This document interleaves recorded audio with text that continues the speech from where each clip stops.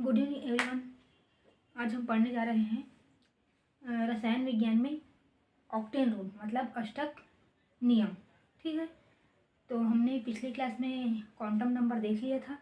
I hope कि आपको quantum number समझ में आया होगा। ठीक है, अगर नहीं समझ में आ रहा हो क्वांटम नंबर में कुछ तो आप कमेंट में क्वेश्चन पूछ सकते हैं। ठीक है, तो हम आज देखेंगे ऑक्टेन रूल। ठीक है,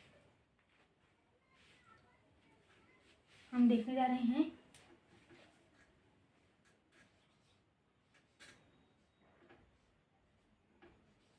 ऑक्टेन नियम। ठीक, हम देखने जा रहे हैं ऑक्टेन नियम। तो ऑक्टेन नियम में क्या बताया गया है कि अष्टक कैसे पूरा होगा। ठीक है, तो उसको हम समझने के लिए कुछ उदाहरण लेते हैं। ठीक है, देखते हैं मैग्नीशियम। मैग्नीशियम का जो परमाणु क्रमांक होता है वो होता है 12। एल्यूमिनियम का होता है 13। ठीक, और क्या हो गया, एल्यूमिनियम हो गया,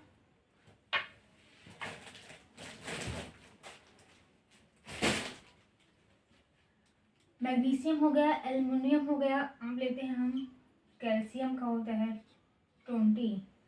ठीक, मैग्नीशियम, एल्यूमिनियम, कैल्शियम, और एक देखते हैं एक आयरन। ठीक है, इसका होता है 26। मैंने जब आपको क्वांटम नंबर पढ़ाया था तो मैंने कोष के बारे में बताया था कि एल कोष होता है, एम कोष होता है,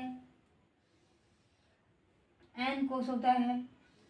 ठीक, तो एल में अधिकतम इलेक्ट्रॉन कितना आता है 2, एम में 18, एन में 32। ठीक, कैसे निकाले थे हमने इस अधिकतम इलेक्ट्रॉनों की संख्या, कैसे निकाले थे?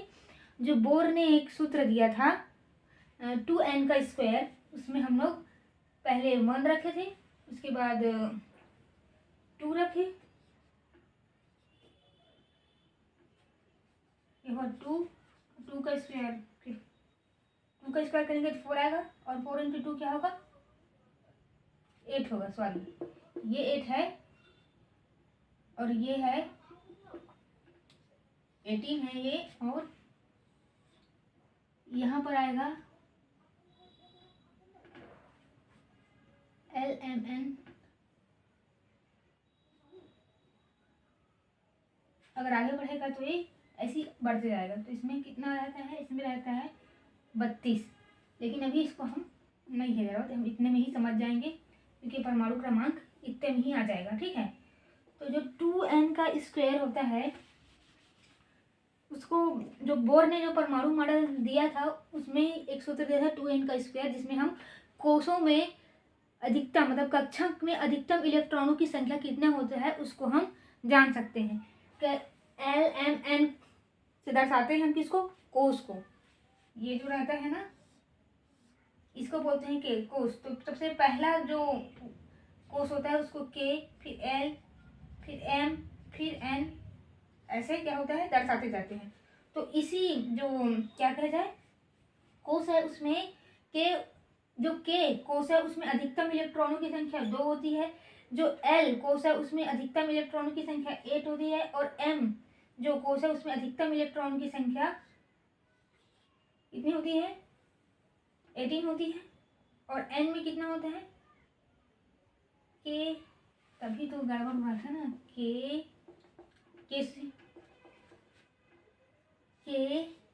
L M और ये है N। ठीक, N में अधिकतम इलेक्ट्रॉनों की संख्या कितना है 32। ठीक, कहाँ से शुरू होता है कोष के L M से। मैं यहाँ गलती से L से ही स्टार्ट कर दी थी इसलिए थोड़ा गड़बड़ हो रहा था। L में अधिकतम इलेक्ट्रॉनों की, K में अधिकतम इलेक्ट्रॉनों की संख्या 2, L में अधिकतम इलेक्ट्रॉनों की संख्या 8, M में अधिकतम इलेक्ट्रॉनों की संख्या 18, और N में क्या है 32 है अधिकतम इलेक्ट्रॉनों की जो संख्या है। ये आपको थोड़ा रिकॉल हो गया जो पहले हम पढ़े थे। तो इसको भी थोड़ा मिटा के देखो,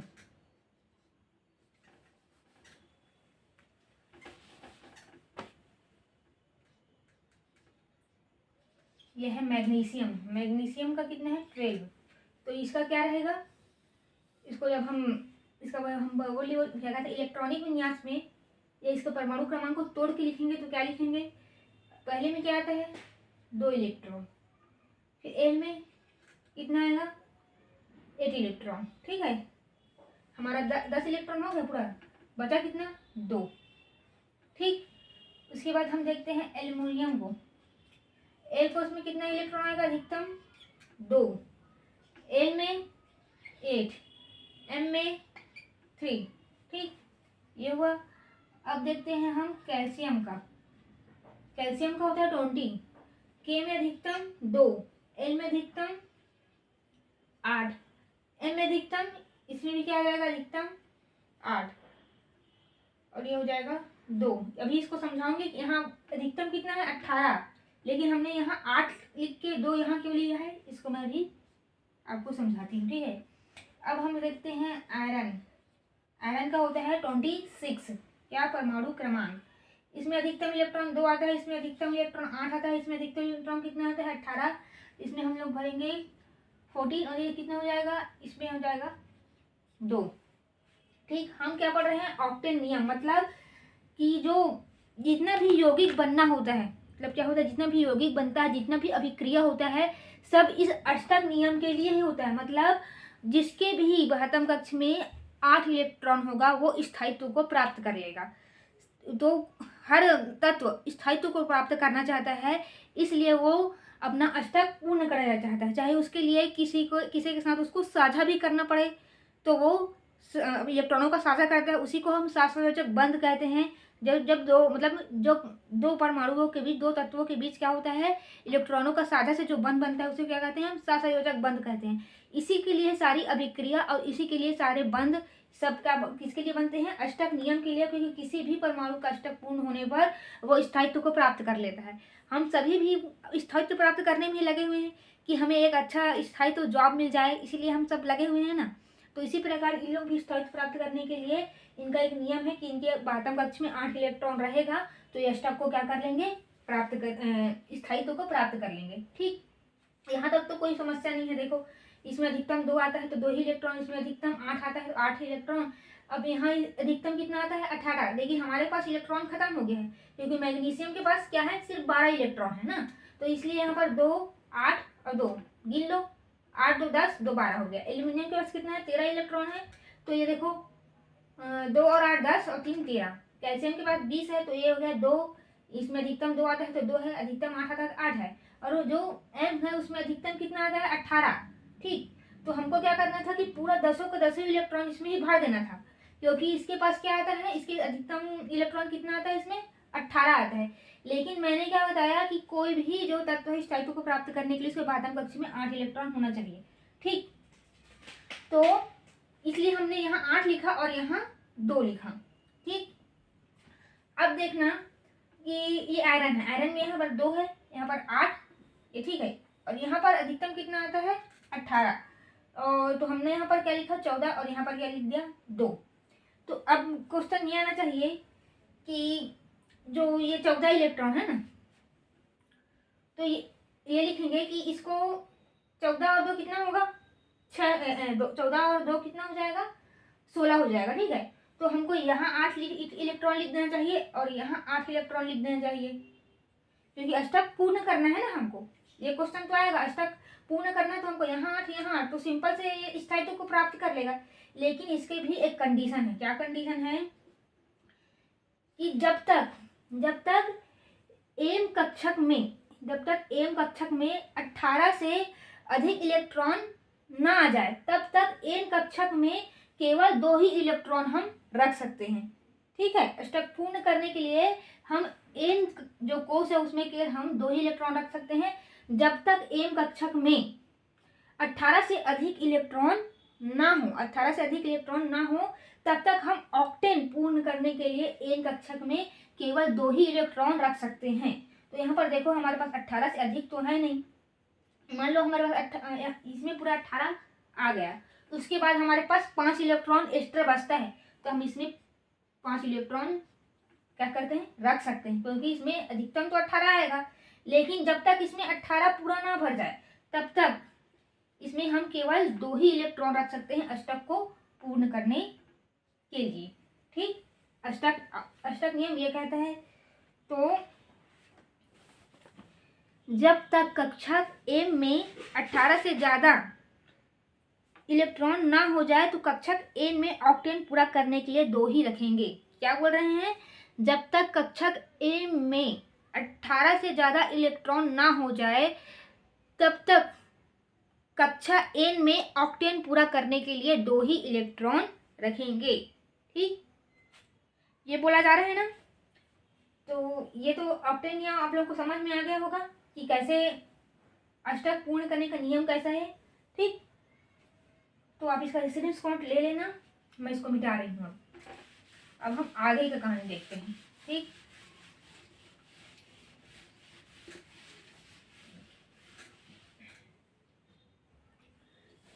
इसको लिख लो।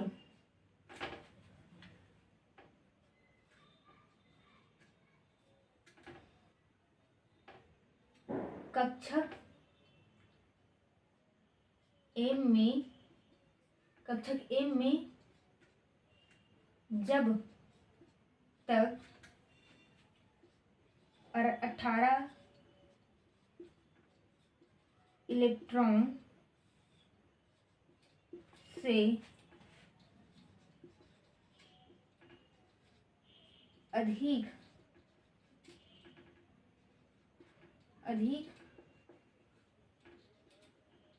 इलेक्ट्रॉन 18 इलेक्ट्रॉन से अधिक इलेक्ट्रॉन ना हो जाए तब तक ऑक्टेन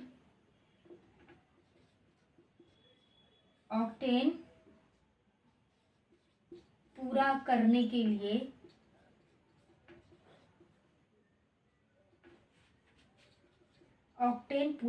के लिए एन कक्षा में 2 ही इलेक्ट्रॉन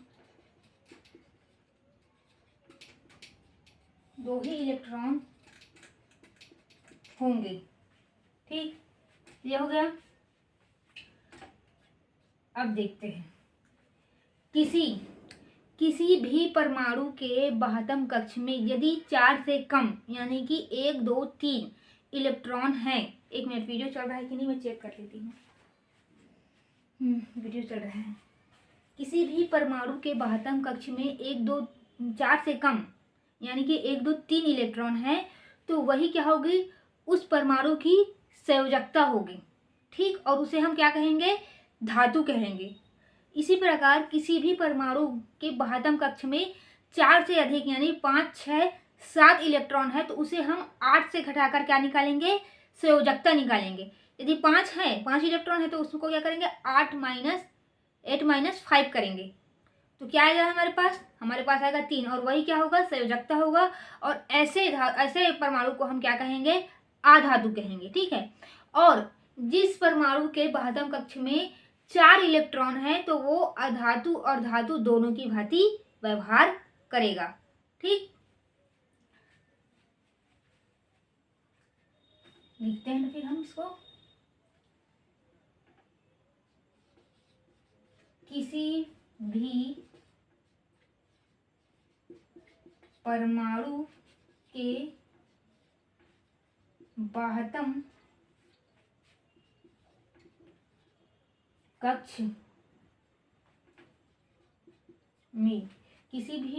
के बाह्यतम कक्ष में 4 से कम इलेक्ट्रॉन जैसे 1 2 और 3 हो तो वही उसकी संयोजकता होगी, वही उसकी क्या होगी, संयोजकता होगी। और इसे हम क्या कहेंगे, धातु कहेंगे। क्या कहेंगे, धातु कहेंगे। ठीक, अब देखते हैं, किसी भी परमाणु के बाह्यतम कक्ष, किसी भी परमाणु के बाह्यतम कक्षा में, किसी परमाणु के बाह्यतम कक्षा में 4 से ज्यादा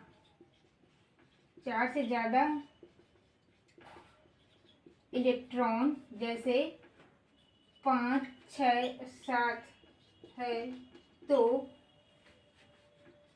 8 से घटाकर संयोजकता,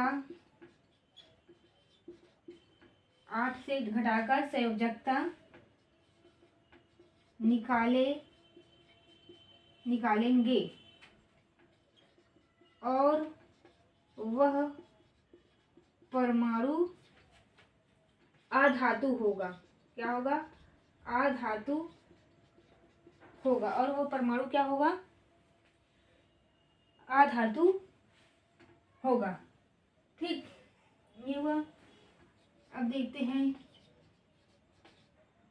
किसी भी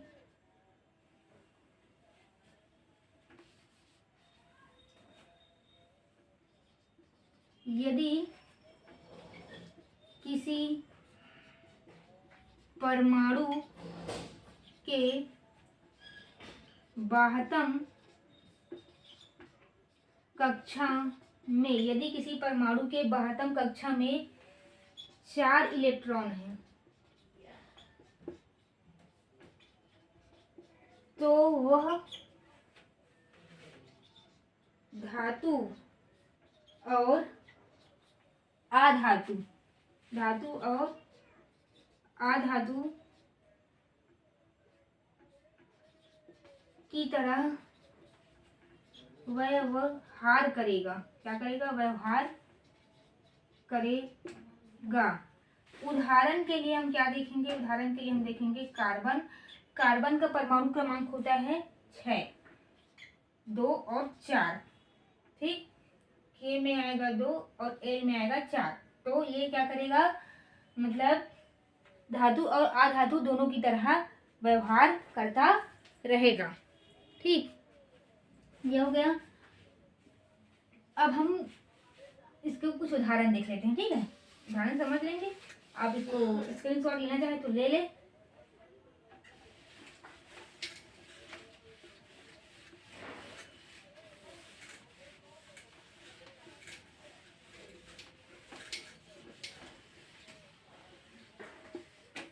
देखते हैं, जैसे कि हम उदाहरण लेते हैं सोडियम। ठीक है, सोडियम का जो परमाणु क्रमांक होता है वो क्या होता है, 11। तो इसको हम तोड़ेंगे तो 2 8 और 1 में ये टूटा।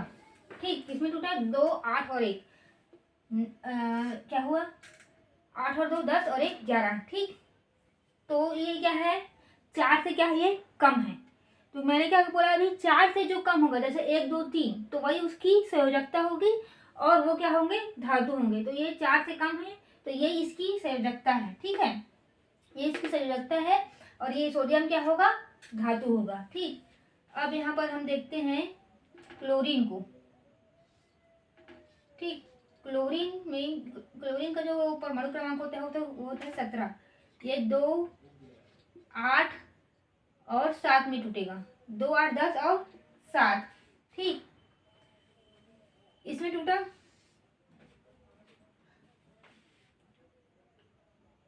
अब ये क्या है, ये 4 से क्या है, बड़ा है, और 4 से बड़े होने में मैंने क्या कहा था, जैसे 4 से बड़ा रहेगा जैसे 5, 6, 7, तो उसको हम 8 से क्या करेंगे, माइनस करेंगे। तो हम इसको 8 में से 7 को, सबसे लास्ट वाले को ही इसमें काम है, सबसे लास्ट वाला जो इलेक्ट्रॉन है उसी का काम है। क्या है, 8 में से हम 7 को माइनस करेंगे, कितना आएगा हमारे पास, 1 आएगा। यही इसकी क्या होगी, संयोजकता होगी। ठीक, यही इसकी क्या होगी, संयोजकता होगी। ये तो हो गया। अब देखो जो जैसे कि ये क्या है, यह धातु हो जाएगा क्योंकि ये 8 से घटाने पर हमको प्राप्त हुआ है। इसकी संयोजकता कितनी है, इसकी संयोजकता है 1, मतलब इसके ऊपर जो चार्ज आएगा वो आएगा Na+। प्लस क्यों आएगा, क्योंकि मैंने क्या बोला था कि कोई भी जो परमाणु है वो स्थायित्व तो तभी होगा जब उसके अंतिम कक्षक में 8 इलेक्ट्रॉन होंगे। तो इसके लास्ट में कितना है, 1।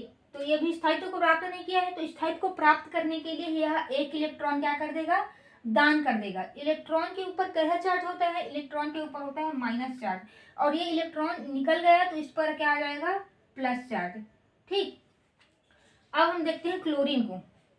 क्लोरीन, तो क्लोरीन क्या है, इसके बाहर कक्षक में कितने इलेक्ट्रॉन है, 7 इलेक्ट्रॉन। ठीक, तो ये क्या करेगा, 1 इलेक्ट्रॉन ग्रहण कर लेगा तो इसका अष्टक पूर्ण हो जाएगा। 1 इलेक्ट्रॉन ग्रहण करेगा तो ये 7 इलेक्ट्रॉन है, ये और 1 इलेक्ट्रॉन ग्रहण करेगा तो ये क्या हो जाएगा, ये 8 हो जाएगा और इसका अष्टक क्या हो जाएगा, पूर्ण हो जाएगा। तो इसका जो चार्ज है, इसका जो हम घटा के देखे हैं 8 में से 7, तो इसकी संयोजकता 1 निकला, लेकिन इसके ऊपर क्या चार्ज है, माइनस चार्ज, क्योंकि ये इलेक्ट्रॉन ग्रहण करेगा। इसके पास 7 इलेक्ट्रॉन है, 1 इलेक्ट्रॉन ग्रहण करके ये अपना अष्टक पूर्ण कर लेगा।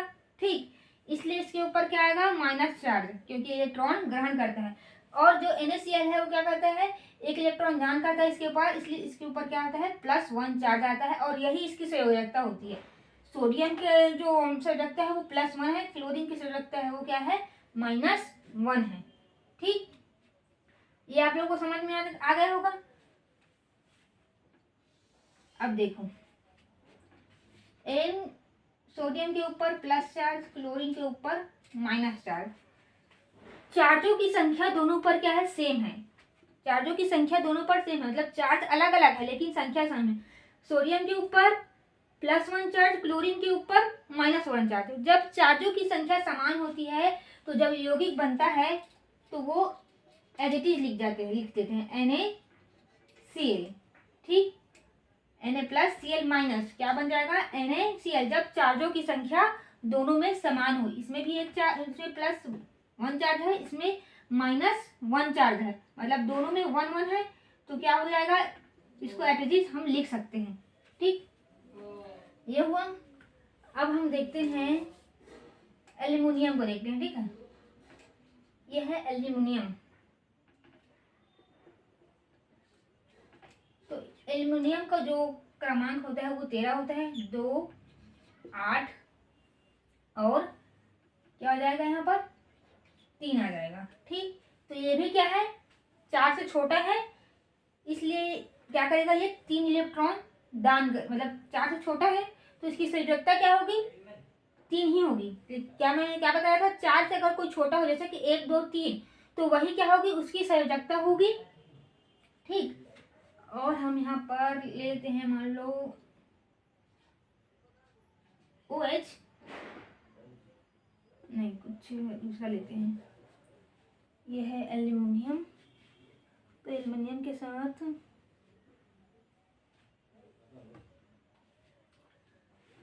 ये एक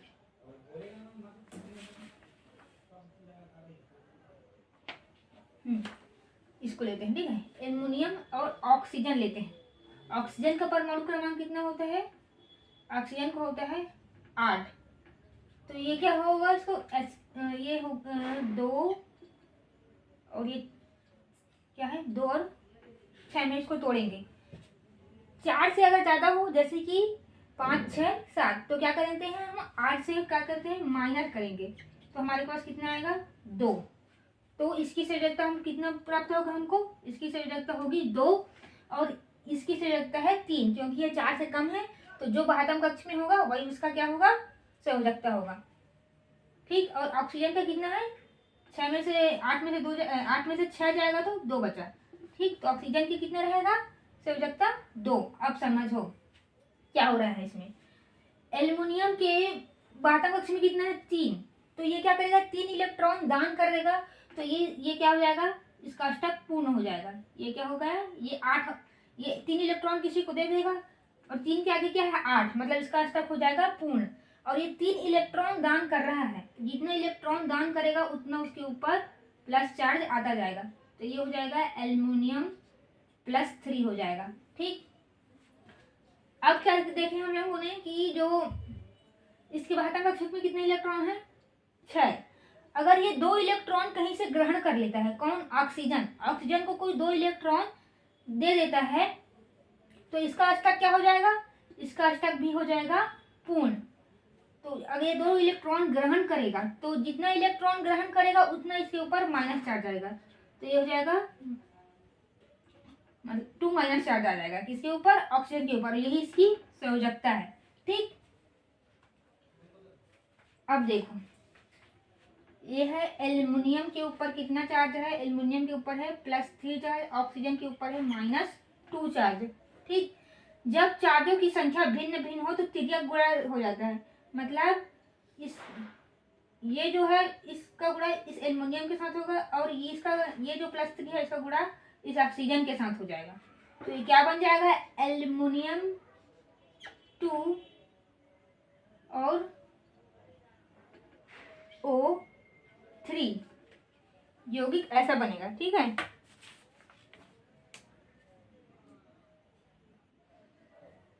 एल्युमिनियम 2 और O3 ऐसा यौगिक बनेगा। समझ में आया यौगिक बनता कैसा है, मतलब कि जो हम सूत्र जो बना रहता है यौगिक का वो इसी फॉर्म में बनता है कि हमको प्लस माइनस और इसकी संयोजकता, कितना इलेक्ट्रॉन ग्रहण करने, मतलब अष्टक नियम हमको पता रहना चाहिए। ये इसको देखो 6 इलेक्ट्रॉन दान करना ज़्यादा सरल है कि 2 इलेक्ट्रॉन ग्रहण करना। 2 इलेक्ट्रॉन ग्रहण करना ज़्यादा क्या है, ईजी है। तो हम क्या करेंगे, ये तो ऑक्सीजन क्या करेगा, 2 इलेक्ट्रॉन ग्रहण करेगा। ठीक, और ये क्या है, आपस में क्या बना लिए हैं, यौगिक बनाएंगे। और जब क्या होगा, प्लस चार्ज की संख्या और माइनस चार्ज की संख्या अगर भिन्न होगी तो ये आपस में क्या हो जाएंगे, चेंज हो जाएंगे। ये त्रिज्या का गुणा बोल दो सीधा कि इस 2 का गुणा इसके साथ, इसका जो चार्ज रहेगा उसका गुणा हो जाएगा एल्युमिनियम के साथ, और एल्युमिनियम का जो +3 चार्ज है उसका गुणा हो जाएगा ऑक्सीजन के साथ। तो ये आ जाएगा Al2O3। ठीक, अब ये हो गया, आप लोगों को समझ में आ गया कि अष्टक नियम जो मैंने बताया और इसका जो क्या कहा जाए, कैसे ये इलेक्ट्रॉन दान करता है, कैसे ग्रहण करता है, कैसे इस पर चार्ज आता है, ये आपको समझ में आ गया होगा। ठीक, तो हम अब देख लेते हैं कि कुछ चार्जेस देख लेते हैं। ठीक है, मतलब चार्ज कुछ याद कर लेते हैं कि कौन से तत्व पर कैसा चार्ज होता है। आपको ये तो रूल समझ में आ ही गया होगा। अगर आपको ये समझ नहीं आ रहा है 2, 8 और 3 कैसे तोड़ते हैं, तो ये K है, ये L है, KL और ये क्या है, M है। K में अधिकतम इलेक्ट्रॉन कितना आता है, 2। L में अधिकतम इलेक्ट्रॉन कितना आता है, 8। और M में अधिकतम इलेक्ट्रॉन आता है 18। लेकिन हमारे पास इलेक्ट्रॉन हो गया खत्म, तो जितना था उतने को हम भर देंगे। K के लिए हमारे पास 2 इलेक्ट्रॉन पूरा पर्याप्त था। L के लिए हमारे पास इलेक्ट्रॉन 8 का 8 रख दिए। M के लिए हमारे पास कितना था, 3। और इस तरह से एल्युमिनियम का हम इलेक्ट्रॉनिक विन्यास लिखते हैं। ठीक है, ये हो जाएगा 1s2 2s2 2p6। ठीक, और क्या हो जाएगा, हो जाएगा 3s2 और ये हो जाएगा 3p1। ऐसे होगा 6 4 10 2 12 1 13। ठीक, ये हुआ। तो 1s के जगह में हम क्या लिख सकते हैं, 1s के जगह में हम लिख सकते हैं K। और 1 क्या है, इसको हम K से भी दर्शाते हैं और इसको हम 1 से भी दर्शाते हैं। ठीक है, इसको हम 1 से भी दर्शा सकते हैं। इसमें अधिकतम इलेक्ट्रॉन की संख्या क्या है, 2, और इसमें सिर्फ एस क्या रहता है, एस उपकोष रहता है। ठीक, तो यह है के, और जो ये एस के ऊपर, और ये क्या है, ये 1 जो है पहले ऊर्जा स्तर को मतलब बता रहा है, ये एस उपकोष को बता रहा है, और जो एस के ऊपर जो 2 घाट टाइप लगा है उसमें बता रहा है कि इसमें 2 इलेक्ट्रॉन है। और ये 2s और ये 2p जो है, इसको हम इसके जगह में हम लिख सकते हैं क्या, l।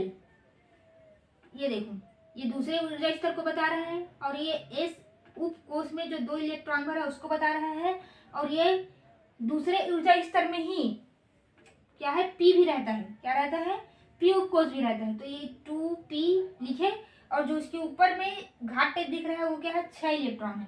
तो ये 6 इलेक्ट्रॉन और ये क्या है, 2 इलेक्ट्रॉन मिलकर क्या हो गया, 8 इलेक्ट्रॉन हो गया। क्या हो गया, वही यहाँ पर 8 लिखा है। ठीक, ये 6 इलेक्ट्रॉन और 8 इलेक्ट्रॉन, ये 2 ही ऊर्जा स्तर की बात हो रही है। ठीक है, अब हम जाएंगे तीसरे ऊर्जा स्तर में। तो तीसरे ऊर्जा स्तर, ये दोनों को हम क्या लिख सकते हैं, m लिख सकते हैं। 3s2 में 2 इलेक्ट्रॉन है और 3p में 1 इलेक्ट्रॉन है। वही है, मतलब 2 और 1 को जोड़ेंगे कितना आएगा, 3। मतलब m ऊर्जा स्तर में s रहता है, p रहता है और d भी रहता है। लेकिन d के लिए हमारे पास इलेक्ट्रॉन ही नहीं बचा, क्योंकि हमारे पास कुल कितने इलेक्ट्रॉन है, 13। तो तीसरे ऊर्जा 3 किसको दर्शा रहा है, तीसरे ऊर्जा स्तर को दर्शा रहा है। तीसरे ऊर्जा स्तर में s, p और d भी रहते हैं। और जो ये घाट टाइप दिख रहा है, इसमें s में 2 इलेक्ट्रॉन आता है, p में अधिकतम 6 इलेक्ट्रॉन आता है। लेकिन हमारे पास इलेक्ट्रॉन है नहीं, तो जितना बचा उतने को हम भर दिए, 1, 2 1 क्या हुआ, 3। ये वही 3 को ऐसे हम लिखे हैं। ठीक, मतलब इसको ऐसे थोड़े थोड़े ना तोड़ के हम सीधा, हमको सिर्फ इसको किसका काम है, इसका बस। अब उसको इतना लंबा तोड़ेंगे तो आपको इस वे में समझाने में समझ नहीं आएगा। तो आप अगर ये समझ में नहीं आ रहा है तो ये कहाँ से आया है, इसको समझाने के लिए मैं आपको ये इलेक्ट्रॉनिक विन्यास लिख के बताई हूँ। ठीक है, तो हम अब आगे देखते हैं ये कहाँ से आया, 2 8 3 कैसे टूट रहा है, इसको समझाने के लिए मैं आपको ये इलेक्ट्रॉनिक विन्यास समझाई हूँ। ठीक है, अब आगे देखते हैं हम। अब हम चार्जर देख लेते हैं कि किन किन तत्वों पर क्या क्या चार्जर रहता है। ठीक, फिर एक आध दो और यौगिक बना के हम देखेंगे।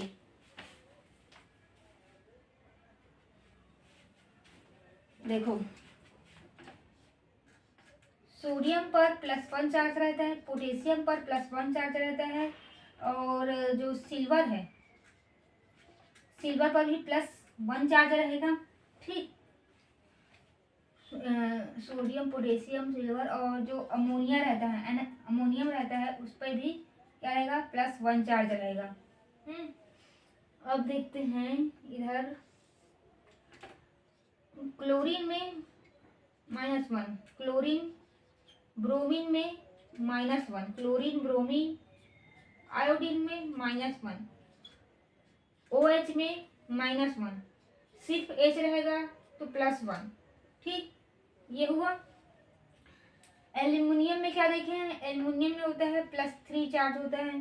ठीक, और CO3 कार्बोनेट में होता है -2 चार्ज होता है। SO4 सल्फेट में होता है -2 चार्ज। HCO3 में -1 चार्ज होता है। NO3 में भी -1 चार्ज होता है। NO3 में भी -1 चार्ज होता है। ऑक्सीजन में देखिए हम -2 होगा। ठीक, और जो क्या हो जाएगा, ये क्या है, फास्फेट है, PO4 में -3 चार्ज रहेगा। ये हो गया। ठीक, तो ये कुछ चार्ज है जो आपको याद रहना चाहिए। ठीक, तो और जो इलेक्ट्रॉनिक विन्यास की तरह जिसका निकाल सकते हैं, मतलब जैसे सोडियम, पोटेशियम, उसका निकाल सकते हैं। बाकी थोड़ा जो NO3 है, इस सबका आपको चार्जेस याद रखना है। और यौगिक बनाने का जो मैंने बताया, उसको एक दो यौगिक और देख लेते हैं। जैसे कि कैल्शियम में कितना चार्ज होता है, कैल्शियम में होता है +2। ठीक, सल्फेट में होता है -2। तो इसका सिंपल है, दोनों का चार्ज की संख्या क्या है, समान है। इसका भी 2, इसमें कैल्शियम में +2 चार्ज है और सल्फेट में -2 चार्ज है, ठीक है। तो इसमें तिर्यक गुणा गुणा करने का जरूरत नहीं है क्योंकि इसमें +2 है और इसमें -2 है। मतलब क्या हुआ कि दोनों का चार्ज की संख्या समान है, तो इसको हम सीधा लिख देंगे कैल्शियम सल्फेट, ठीक। वैसे ही हो जाएगा ZnSO4, ठीक, क्योंकि इसमें +2 इसमें -2, तो बदलने की जरूरत नहीं होगी। और देखते हैं इसमें, देखो कैल्शियम में होता है +2, OH में क्या होता है -1 होता है, ठीक। इसमें चार्ज की संख्या है +2, इसमें चार्ज की संख्या है -1, तो अब तिर्यक गुणा करेंगे तो इस -1 का मतलब इस 1 का गुणा किसमें होगा, इधर होगा। तो ये एक लिखने की जरूरत नहीं है, कुछ नहीं है, मतलब एक ही रहता है, और इसका गुणा हो जाएगा इधर, तो ये क्या हो जाएगा OH2। जैसे 2 रहता है ना, 2 तक एक साथ, तो उसको होल ट्वाइस के अंदर रखते हैं, फिर चाहे अगर क्या है 2 है तो ट्वाइस, 3 है तो ट्राइस, ऐसे बढ़ता जाता है, ठीक। तो ये क्या है, इसमें चार्जों की संख्या भिन्न भिन्न है, इसलिए जो 2 है उसका गुणा इसके साथ हो जाएगा, 1 है इसका गुणा इसके साथ हो जाएगा। माइनस माइनस का गुणा मत करना है कि यहाँ पर लिख दो -1, कोई गणित नहीं है, ये है केमिस्ट्री। चार्ज है ये, सिंपल से समझने के लिए इधर हो जाएगा, इधर इसका गुणा, इधर हो जाएगा इसका गुणा, अगर चार्जों की संख्या भिन्न भिन्न है तो। ये हो गया, ठीक। कैल्शियम सल्फेट देख लिए हम लोग, कैल्शियम हाइड्रोक्साइड को देख लिए। अब यहाँ पर आपको समझ आ गया होगा कैसे बनाते हैं, देखो अब कैल्शियम CaSO4, ये क्या है कैल्शियम सल्फेट, इसको क्या बोलते हैं, ये सफेद रंग का होता है, इसको प्लास्टर ऑफ पेरिस भी कहते हैं। क्या कहते हैं, प्लास्टर ऑफ पेरिस, ठीक, ये हुआ। अब कैल्शियम सल्फेट हो गया। अब जिंक सल्फेट, ये भी क्या होता है, सफेद रंग का ही होता है ये। अब आयरन सल्फेट की बात करेंगे तो ये हरा रंग का होता है, इसको हरा क्या कहते हैं, कशिश कहते हैं। क्या कहते हैं, हरा कशिश कहते हैं, ये हुआ। अब ये होता है कॉपर सल्फेट, ये सब कैसे बन रहा है समझ में आ रहा है ना, इसके ऊपर +2 है, इसके ऊपर -2 है, इसके ऊपर +2, इसके ऊपर -2, इसलिए क्या है ज्यों का ज्यों एज इट इज लिखते जा रहे हैं, क्योंकि सल्फेट के ऊपर मैंने दिखाया है क्या है -2 चार्ज होता है, और कैल्शियम के ऊपर क्या है +2, जिंक के ऊपर भी +2, आयरन के ऊपर भी +2 है, और कॉपर के ऊपर भी +2 है, और इसके ऊपर -2, इसलिए कोई क्रिया का गुणा नहीं हो रहा है, एज इट इज क्या कर रहे हैं लिखते जा रहे हैं। और ये जो है कॉपर सल्फेट है, इसको ये नीले रंग का होता है, और इसको क्या कहते हैं, नीला थोथा कहते हैं, ठीक। ये सब सूत्र याद होना चाहिए, और ये नाम भी याद होना चाहिए, ये एग्जाम में पूछे जाने वाले क्वेश्चन है, ठीक। मतलब बहुत इजी क्वेश्चन है, ये बहुत बार रिपीट हो चुका है, तो इसको आप याद रखिएगा, ठीक है। तो जो कैल्शियम सल्फेट होता है उसमें 5 अणु जल होता है, ठीक है। और जो जिंक सल्फेट होता है उसमें 2 अणु जल होता है, और इसमें कितना 5, इसमें होता है 2, इसमें होता है शायद 7, हाँ इसमें 7 होता है, और इसमें 1 अणु जल होता है, इसमें कॉपर सल्फेट को। कैल्शियम सल्फेट सफेद रंग का होता है, इसे प्लास्टर ऑफ पेरिस कहते हैं, ठीक। जिंक सल्फेट भी सफेद रंग का होता है, और उसके बाद है आयरन सल्फेट, ये हरा रंग का होता है, इसको क्या कहते हैं, इसको हरा कशिश कहते हैं। और इसके बाद क्या आया है, इसके बाद है कॉपर सल्फेट, ये नीले रंग का होता है, इसे हम नीला थोथा कहते हैं, ठीक। अब कुछ क्वेश्चन देखते हैं, इसे मैं मिटाती हूँ।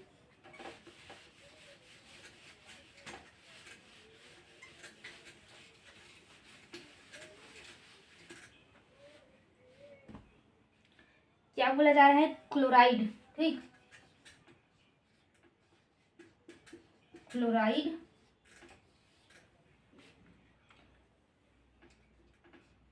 MCl2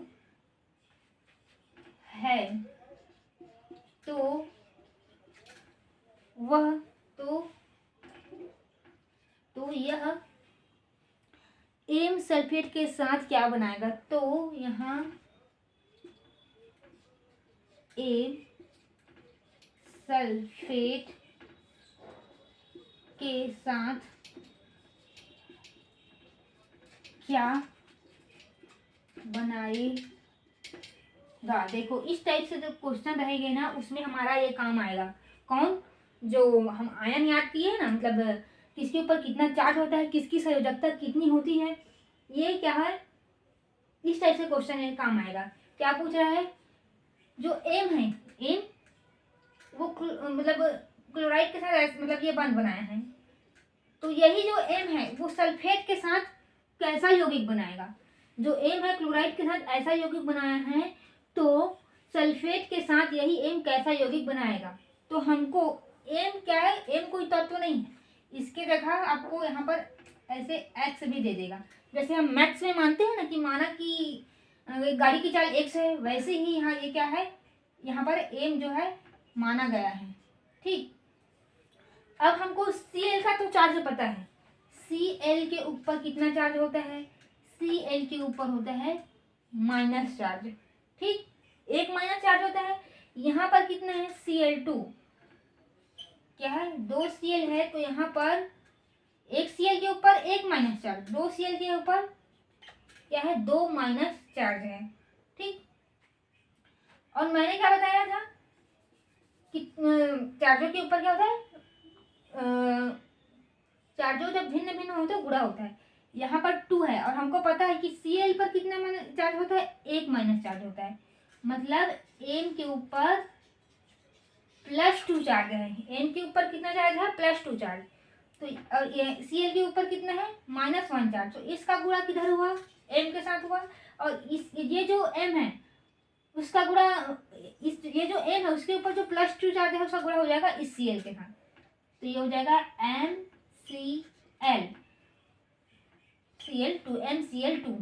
ठीक, बस अब उसको जो याद किए उससे फायदा हुआ ना कि एक Cl के ऊपर, तो ये मान लो ये Cl है, इसके ऊपर तो क्या होगा, 1 चार्ज होगा, इसका गुणा तो इधर हो जाएगा वो m वाले के साथ, मतलब m ऐसे दिया, इसमें यहाँ पर से 2 आ गया है, मतलब यहाँ पर जरूर +2 चार्ज होगा। ऐसे हमको पता करना है, एक दो बार आप प्रैक्टिस करोगे तो आपसे भी बनने लगा। ठीक है, अब देखते हैं सल्फेट। अब पहले सबसे सल्फेट का सूत्र लिखेगा SO4, इसके ऊपर -2 चार्ज होता है, और यहाँ से हमको पता चल गया है कि m के ऊपर कितना चार्ज है, +2 चार्ज, मतलब यहाँ चार्जों की संख्या समान हो गई है, +2 हो गया है और इधर -2 हो गया है, तो हम इसको क्या लिखेंगे, NSO4। ये एम सल्फेट के साथ ऐसा यौगिक बनाएगा, यही क्या है हमारा आंसर होगा। ठीक, ये हुआ। और एक दूसरा क्वेश्चन है, सल्फेट मतलब जो सल्फेट है वो एम के साथ कैसा यौगिक बनाया है, MSO4, तो यही फास्फेट के साथ कैसा बनाएगा, ये क्वेश्चन है।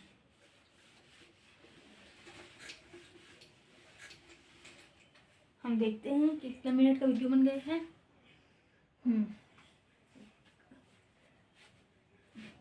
क्वेश्चन क्या है,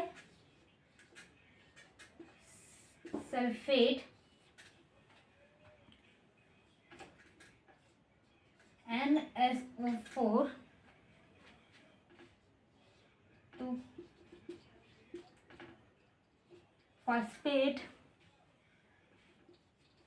जब एम जो है सल्फेट का ऐसा यौगिक बनाता है तो फास्फेट के साथ कैसा बनाएगा। तो हम सबसे पहले क्या करेंगे, हमको SO4 का चार्ज पता है, कितना है, -2 है। ठीक है, और ये सल्फेट का सूत्र यही है, और इधर क्या है, कुछ गुणा वुड़ा कुछ नहीं है, मतलब समझ जाओ इसके ऊपर +2 चार्ज है। ठीक, अब सबसे पहले लिखो फास्फेट PO4, इसके ऊपर -3 चार्ज है, और यहाँ से हमको पता चल गया है कि जो m के ऊपर है +2 चार्ज, तो यहाँ पर चार्जों की संख्या में अंतर आ गया। देखो ये +2 और ये -3, मतलब यहाँ पर माइनस चार्जों की संख्या 3 है, यहाँ पर प्लस चार्जों की संख्या क्या है, 2 है। दोनों चार्ज समान नहीं है, मतलब इसका गुणा इधर होगा तो ये हो जाएगा, और इसका गुणा इधर होगा तो ये हो जाएगा M3। और मैंने कहा जब भी दो परमाणु एक साथ आए तो उसको ब्रैकेट में लिखते हैं, ये हो जाएगा होल ट्वाइस, ये 2 का गुणा इधर, तो ये आंसर है। ठीक है, तो आज क्लास में हम बस इतना ही देखेंगे। ठीक है, तो अब क्लास अगर अच्छा लगा होगा तो लाइक कीजिए, सब्सक्राइब कीजिए, शेयर कीजिए, जो समझ नहीं आए उसको कमेंट में पूछिए। Thank you.